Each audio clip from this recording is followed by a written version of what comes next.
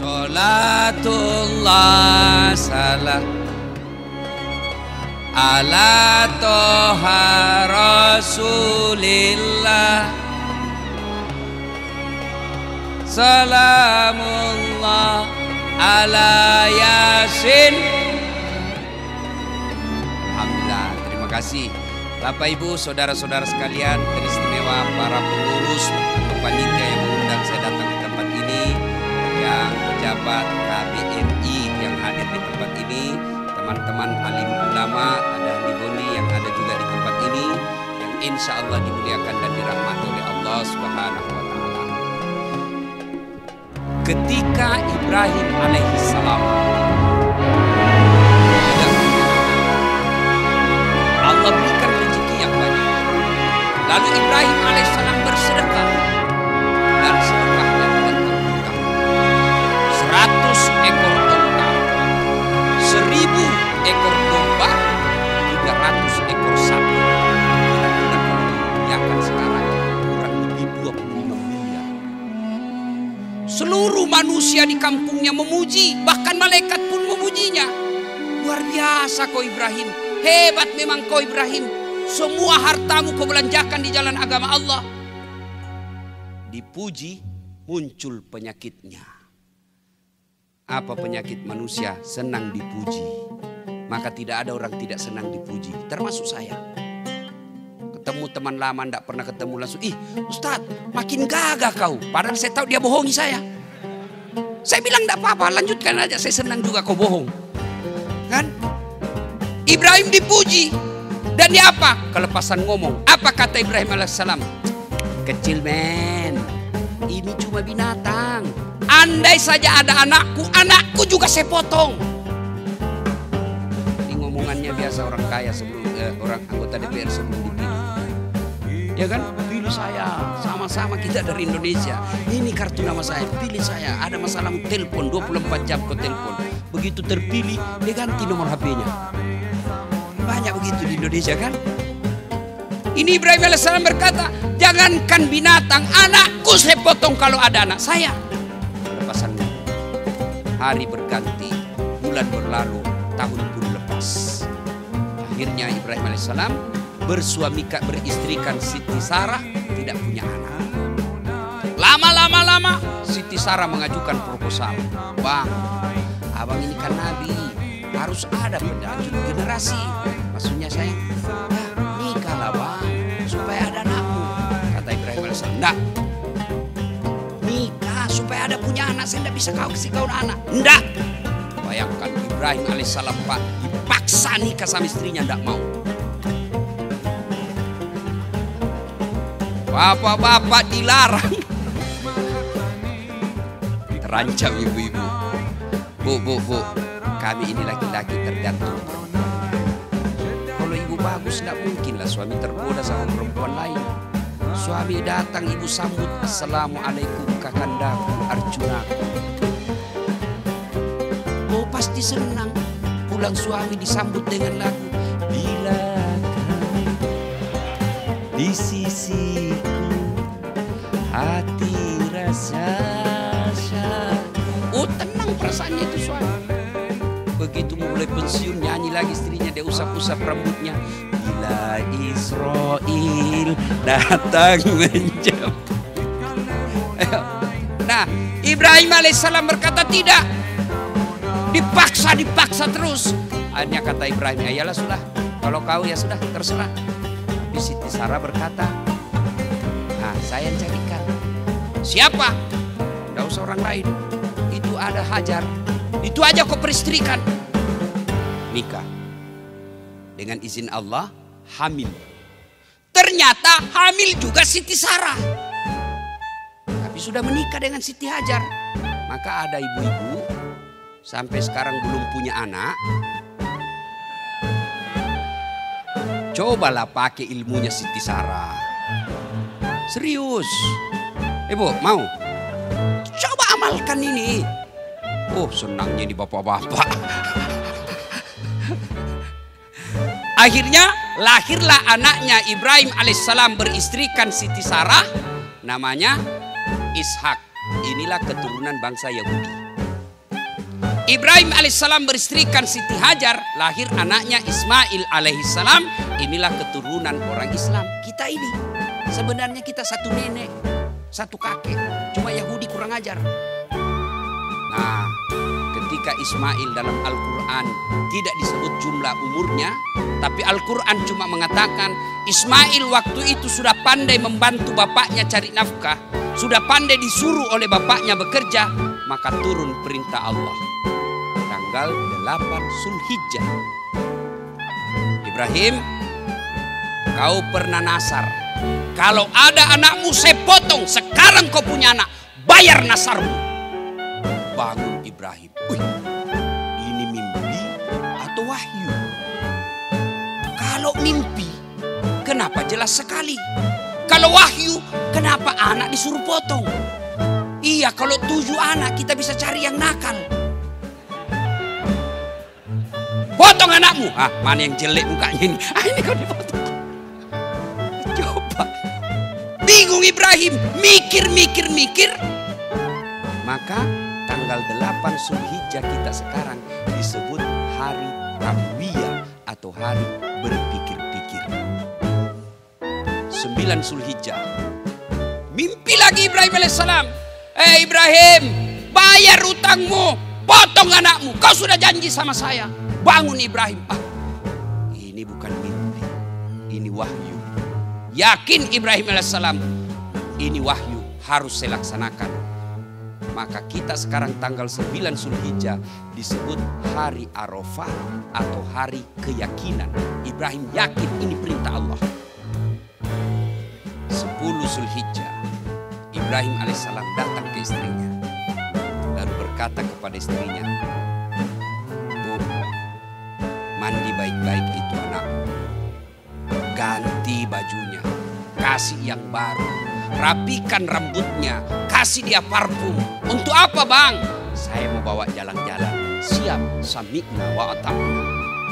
Sudah, dibawalah tanggal 10 Zulhijjah untuk melaksanakan nasarnya.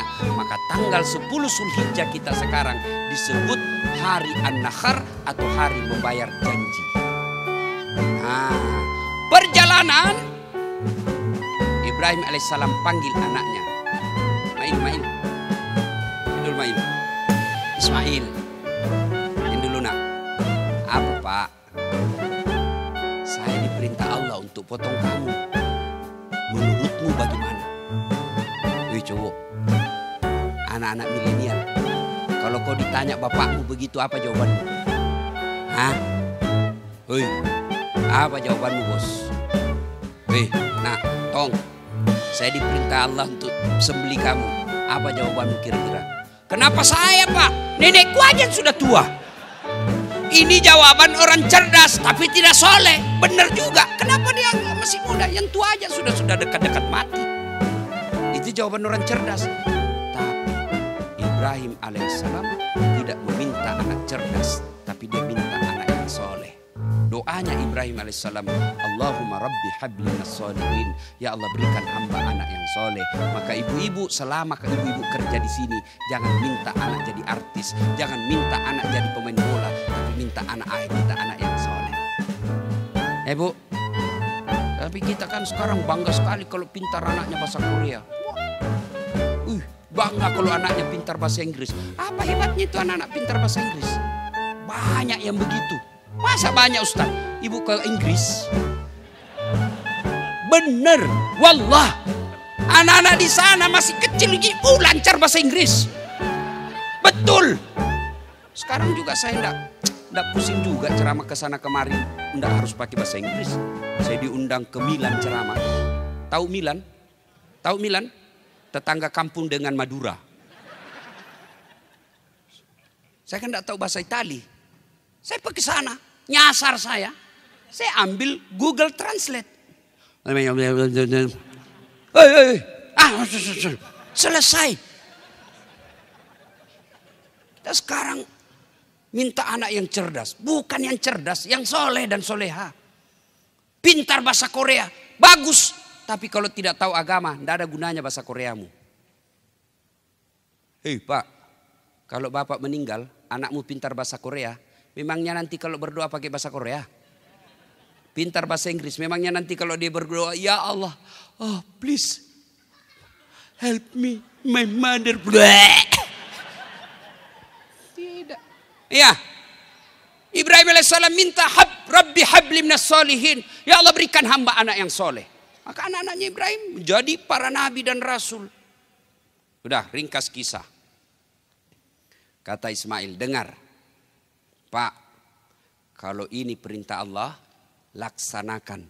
Jangan ragu, Bapak akan mendapati saya menjadi anak yang soleh. Anak yang sabar. Oke? Cuma Pak, ada syaratnya. Apalagi syaratnya nak? Satu, tolong Bapak kalau sembeli saya pakai pisau yang tajam supaya saya tidak lama menderita. Ini adab menyembeli kambing. Adab menyembeli binatang. Jangan sampai Bapak menjadi tukang penyembeli kambing, penyembeli ayam, tapi nyembelinya tidak pakai pisau yang tajam. Ada juga hati-hati bapak-bapak yang suka makan di luar. Saya biasa itu menolak makanan itu yang dipotong kalau di rumah makan. Kalau tidak jelas siapa yang potong. Karena saya pernah lihat tukang sembeli Pak. 30 ayam dia potong, cuma satu kali bismillah. Bismillahirrahmanirrahim kali 30. Mana bisa kali 30 bos? Satu-satu.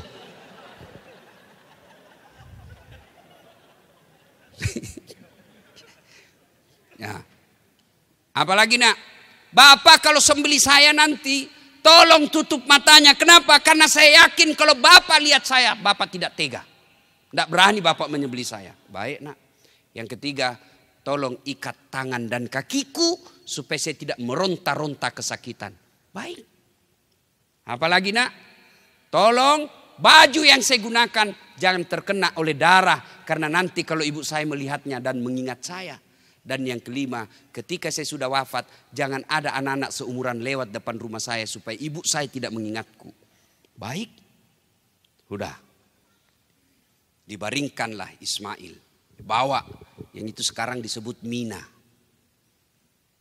Bapak kalau pergi umroh, itu kan selesai ziarah, kita dibawa tuh ke pelontaran. Sebelum pelontaran, mutawif kita atau tour leader kita berkata, singgah sejenak Bapak Ibu dekat istana raja, lihat tengok ke kanan di atas ada seperti pos-pos security, disitulah tempatnya Ismail alaihissalam disembelih. Ada yang sudah pernah umroh? Ada? Ada yang belum? Lebih banyak. Ada yang sudah haji? Belum. Ada yang sudah haji? Yang belum haji? Coba angkat tangan. Yang belum haji? Saya doakan mudah-mudahan yang angkat tangan segera haji. Tapi tidak cukup hanya amin. Tabung dong. Biar kau amin 70 kali satu hari kau tidak nabung. Berapa gajimu satu bulan? 25 juta Ustaz. Biaya haji berapa? 70 juta. Anda akan diseret oleh Allah nanti. Kenapa kau tidak pernah kau berkunjung ke makam Rasulku? Tidak pernah kau ke Baitullah padahal duitmu 25 juta gajimu satu bulan. Ya bos. Haji sebelum kembali ke Indonesia. Kenapa? Indonesia ngantrinya 30 tahun. Di sini bayar bulan ini, bulan depan berangkat. Tabung. Saya tidak mampu Ustaz. Bukan tidak mampu, tapi niat yang tidak cukup. 25 juta bos. Gaji bupati di Indonesia. Cuma dia bilang orang di sini banyak jadi OKB baru Ustaz. Begitu banyak duitnya, visi misinya merantau hilang. Langsung hilang Ustaz. Begitu pegang 25 juta, apa yang diingat? Tempat hiburan. Cewek Korea. Bos. Wih. Nikah yang baik-baik. Kalau nikah 24 jam halal. Segala macam gaya boleh. Benar. Dan itu ibadah. Orang berhubungan suami istri itu menurut Islam itu ibadah. Maka ibu-ibu, bapak-bapak yang punya istri ibadahlah tiap malam. Tapi kalau bapak, kan ada orang saya lihat itu. Setengah mati cari duit. Siang malam dia kerja. Dari pagi dia pergi, malam baru pulang. Begitu dapat duit, beli tiket masuk neraka. Mana yang setengah mati cari duit beli tiket masuk neraka? Mereka yang merantau ke sini. Setengah mati dia tinggalkan anak istrinya, dia tinggalkan kampung halamannya, dia tinggalkan orang tuanya bertahun-tahun setelah dapat duit berzina. Itu namanya cari duit beli tiket masuk neraka. Goblok beleng-beleng. Baik nonton beli tiket nonton sepak bola. Masih ada faedah. Ada yang begitu di sini. Haji bos. Sudah akan. Bukan tidak mampu, kurang niat. Kalau mau haji umroh pada saat kalian seperti ini mudah. Kalau sudah tua, aduh, tahu baik Ustaz, encok Ustaz, akhirnya diwakili. Tapi kalau usia muda seperti Bapak, ibadah haji dan umrohnya lebih sempurna karena fisik. Apa? Ibadah haji itu ibadah fisik, ibadah umroh itu ibadah fisik, beda dengan ibadah yang lain. Bapak, Bu, sholat. Ketika ruku, Allahu Akbar. Lalu membaca doa, Allahu Akbar kabira, walhamdulillahi katsira. Boleh enggak? Enggak boleh, bukan bacaannya. Allah, takbiratul ihram, Allahu Akbar, at-tahiyatul barakatuh. Boleh enggak? Enggak boleh. Tapi tawaf apa aja boleh. Bahkan diam sama sekali boleh. Ada yang bilang, banyak duitnya, masih muda. Saya tanya, Pak, kenapa belum pergi haji dan umroh? Belum saya hafal buku manasik Ustaz. Saya bilang, sampai pensiun kau tidak haji itu. Mana bisa dihafal itu buku manasik? Maka saudara-saudara, meskipun kau tidak punya hafalan sama sekali, segera ke Tanah Suci. Ke Tanah Suci modal 3. 1, Al-Fatihah. Keterlaluan Bapak kalau tidak hafal Al-Fatihah. 2, doa sapu jagat. Bapak tahu doa sapu jagat? Ada kan yang tidak tahu, doa sapu jagat Ustaz. Itu yang Rabbana. Itulah. Yang ketiga, selawat. Cukup 3 ini, berangkat haji dan umroh. Niatkan mulai hari ini, ya Allah, bulan depan saya nabung untuk menunaikan ibadah haji. Nah, lanjut kisah. Sudah. Sampailah Nabi di situ dengan Ismail sembelih. Dibaringkan. Lalu Ibrahim alaihissalam mengambil goloknya. Dia tutup matanya, dibaringkan anak. Ismail dia gorok dia punya leher. Tapi apa yang terjadi? Tidak mempan. Tidak luka lehernya. Ismail berkata, Pak, Bapak main-main kali. Hendak, saya sudah keras ini. Serius Pak, iya sudah saya kencangin.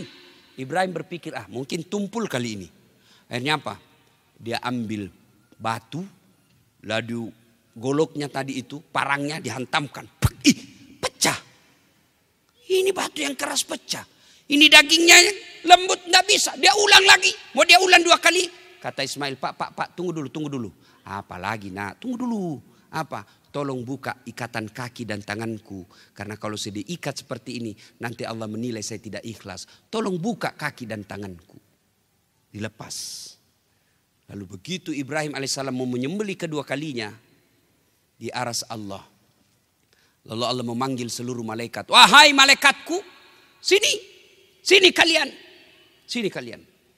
Oh, tunggu dulu, ada yang terlupa dari kisah ini. Ketika Ibrahim sebelum disembelih, ada yang terlupa kisahnya. Ketika Ibrahim mau sembelih, itu iblis kepanasan. Iblis kepanasan, dia datang goda Ibrahim. Ibrahim, kau kemana? Saya mau potong anakku. Masa kau tega potong anakmu? Bertahun-tahun kau nantikan. Masa kau mau potong? Ibrahim alaihissalam ngambil batu. Jangan banyak bicara di situ. Lempar kepalanya. Bak! Kena kepalanya. Sampai di Bandung balik lagi. Gagal menggoda Ibrahim. Dia datang ke istrinya. Jar. Apa? Kau tahu enggak? Mau dibawa kemana anakmu? Saya tahu. Mau dibawa jalan-jalan. Bego kau Jar. Maksudnya apa? Mau dipotong. Masa ada bapak mau potong anaknya? Benar. Kok bisa? Iya. Kata perintah Allah katanya. Kata Siti Hajar. Kalau ini perintah Allah. Jangankan anakku, diriku pun siap dipotong. Ambil batu dilempar kena kepalanya. Sampai di Tasikmalaya balik lagi. Gagal goda Ibrahim. Gagal goda Ismail. Hajar dia datang ke anaknya. Mail. Baru mau ngomong. Ismail ambil batu lempar kena matanya. Maka riwayat menjelaskan itu jin, iblis, itu matanya rusak sebelah. Kena lempar. Itulah yang sekarang melempar 3 jumroh. Melempar 3 tempat. Jumrah Aqabah, Usta'ula. Setan besar, setan tengah, setan kecil. Maka adalah jamaah haji Indonesia. Pergi haji, melempar 3 jumroh. Dia lihat, inilah setan yang bodoh-bodoh saya selama ini. Hari ini saya akan membalas dendam. Dia ambil batu, dilempar. Bah! Bismillah, Allahu Akbar. Lempar kembali itu batu. Hampir kena kepalanya. Dia tangkap itu batu. Begitu dia buka, ada tulisannya, sesama setan dilarang saling melempar. Sampai balik. Nah, lanjut kisah tadi. Lalu diaras Allah pemanggil. Wahai malaikatku, kau lihat ini Ibrahim, hambaku manusia, anak cucunya Adam. Ketika Adam aku ciptakan, kalian semua keberatan kalau aku mengangkatnya ini sebagai pemimpin di dunia. Kau lihat, demi cintanya kepada Allah, demi cintanya kepadaku, anaknya yang lama diharapkan, rela dia sembelih untuk dikurbankan pengabdiannya kepadaku. Dia sembelih. Lalu malaikat memuji Allah dengan kalimat, Allahu Akbar, Allahu Akbar, Allahu Akbar. Ibrahim alaihissalam menjawabnya dan menyambutnya dengan kalimat, La ilaha illallah, huwallahu akbar. Ismail alaihissalam melanjutkannya, Allahu Akbar, walillahil hamd. Itulah kalimat takbir, sejarahnya itu. Allahu Akbar, Allahu Akbar, Allahu Akbar. Ibrahim alaihissalam. Malaikat. La ilaha illallah, Allahu Akbar. Ibrahim alaihissalam. Allahu Akbar, walillahil hamd. Ismail alaihissalam. Maka dianjurkan oleh agama kita ketika dari rumah ke tempat sholat Idul Adha atau Id, maka kita takbiran. Allahu Akbar, Allahu Akbar, Allahu Akbar. La ilaha illallah, Allahu Akbar, Allahu Akbar, walillahil hamd. Itu. Tapi kita zaman sekarang bukan takbiran kalau menuju ke tempat sholat. Apa? Update status. Selfie. OTW sholat Idul Adha. Sampai di masjid. Alhamdulillah sampai di masjid. Sudah lagi itu sholat lagi 2 rakaat. Rencana sholat sunnah tahiyatul masjid. Begitu selesai sujud terakhir, dia update status, dia foto dari atas.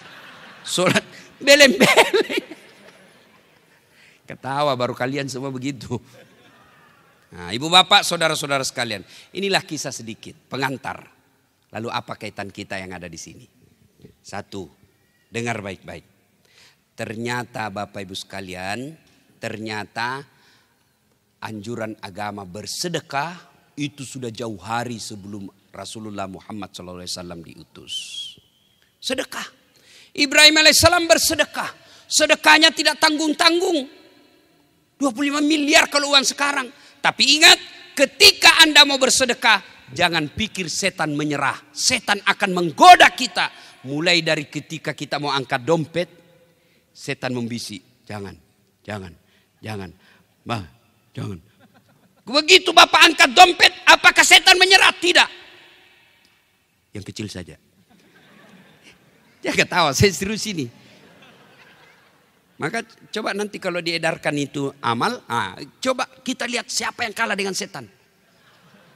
Dan demi Allah Pak, tidak ada orang bangkrut gara-gara sedekah. Tolong tunjukkan saya, ada yang bangkrut di Korea sini gara-gara rajin sedekah. Ustadz, itu teman saya dulu, kaya betul. Hanya karena rajin nyumbang setiap tabligh akbar jadi miskin. Ada? Tidak ada. Yang bangkrut gara-gara selingkuh. Diperas sama ceweknya. Kalau kau tidak belikan saya mobil, saya kirim ini foto ke istrimu di Indonesia. Sudah dibelikan mobil, belikan saya lagi apartemen. Sudah itu, saya kirim. Habis duitmu gara-gara selingkuh. Gara-gara apa? Habis duit, narkoba. Gara-gara apa? Mabuk. Gara-gara apa? Perempuan. Tidak ada orang bangkrut gara-gara sedekah. Allah akan ganti. Satu kali ketika Nabi Isra dan Mi'raj, Nabi melihat ada malaikat, ada manusia menanam 1 biji. 1 biji dia tanam. Begitu dia tanam, langsung muncul. Hebatnya lagi, langsung berbuah. hebatnya lagi langsung panen, hebatnya lagi panen petik muncul buah baru, tanam langsung panen. Kira-kira ada enggak di Indonesia tanam langsung panen? Ada? Di Indonesia di kampungku tanam gagal panen. Ini tanam langsung panen. Nabi bertanya, ya Jibril, siapa itu? Jibril menjawab, itulah TKI Indonesia yang membeli masjid di Korea. Ini apa? Bu, ibu, ada suami di Indonesia, ibu takut dia selingkuh. Nggak mungkin kita bisa awasi 24 jam, tolak bala dengan sedekah. Gimana caranya Ustaz? Ibu bangun sholat tengah malam. Nggak usah curhat di WhatsApp. Ada juga ibu-ibu suaminya langsung curhat di WhatsApp. Di grupnya, di statusnya. Teganian kau. Tidak kusangka kau begitu. Habis manis sepah dibuang. Ada. Beleng-beleng. Bu. Jangan curhat di WhatsApp. Kita ini kan generasi medsos, rajin berdoa, tapi doanya di mana? Status. Ya Allah, lindungi suamiku. Sibuknya itu Tuhan mau baca statusmu. Nah, ibu berdoa, namanya salat hajat. Selesai salat hajat 2 rakaat, tambah lagi kalau masih mampu 4 rakaat, masih mampu tambah 6 rakaat, masih mampu 8 rakaat. Selesai itu ibu berdoa, dan berdoa tidak harus bahasa Arab. Ibu-ibu, halo ibu, bapak-bapak, berdoa tidak harus pakai bahasa Arab. Mau saya ajarkan doa gampang masuk surga? Mau? Betul? Ayo kita doa bareng-bareng. Hafal baik-baik ini. Doa gampang masuk surga. Bismillahirrahmanirrahim. Allahumma barik lana fima rasaktana wa qina azaban nar. Doa apa itu bos? Nah itu namanya beleng-beleng. Lain di mulut, lain di hati. Hatimu mau masuk surga, tapi yang kau baca doa makan, bingung malaikat. Itulah sebabnya tidak harus pakai bahasa Arab. Bapak doa bahasa Bugis boleh, bahasa Jawa monggo, bahasa Sunda mangga, bahasa Korea silakan, yang penting kau tahu. Bahkan boleh berdoa begini, ya Allah engkau sudah tahu apa yang ku mau, maka kabulkan. Selesai. Serius. Daripada ibu bapak pakai bahasa Arab, enggak tahu artinya, belum lagi salah ucap, bingung malaikat. Malaikat ibu nyebut ibu. Dia doa supaya suaminya setia, ternyata doa yang dia baca doa minta hujan. Bingung kan malaikat. Maka berdoa tidak harus pakai bahasa Arab. Berdoa itu kalau bahasa gaulnya curhat. Silakan curhat, sampaikan keluhan. Cowok-cowok yang sudah punya duit banyak tapi tidak bisa lepas dari zina, senangnya berzina, minta supaya Allah memberikan kemampuan untuk meninggalkan itu. Ya Allah, saya tidak mampu menghindari penyakit ini. Saya selalu senang lihat cewek-cewek cantik dan selalu mendatangiku ya Allah. Tidak mungkin aku bisa melepaskan diri dari dia ya Allah. Tapi jika engkau menolongku, tidak ada yang mustahil di sisimu ya Allah. Tapi jika dia jodohku ya Allah, rapatkan kembali kepadaku. Oh minta. Bu, suami, ya Allah, tidak mungkin aku bisa menjaga suamiku yang ada di Indonesia. Tapi engkau lah yang maha menjaga. Pelihara dan jaga suamiku ya Allah. Aku jauh dari dia. Ya Allah, ini ada duitku 2 juta. Saya kirim ke Indonesia panti asuhan. Tolak bala 2 juta. Menghindari maksiat supaya suamiku terhindar dari wanita jahat. Bismillah, boleh. Dan jadi masalah kalau suaminya di Indonesia juga berdoa. Dia bangun juga sholat hajat. Ya Allah, saya sudah capek menghadapi istri saya ya Allah. Ya Allah. Ya Allah, jauh di tempat saya ya Allah. Saya takut bersinah ya Allah. Ini ada duit saya 2 juta ya Allah. Saya masukkan ke panti asuhan. Mudah-mudahan 2 juta ini istriku ikhlas saya kawin lagi. Bingung malaikat yang mana dikabulkan.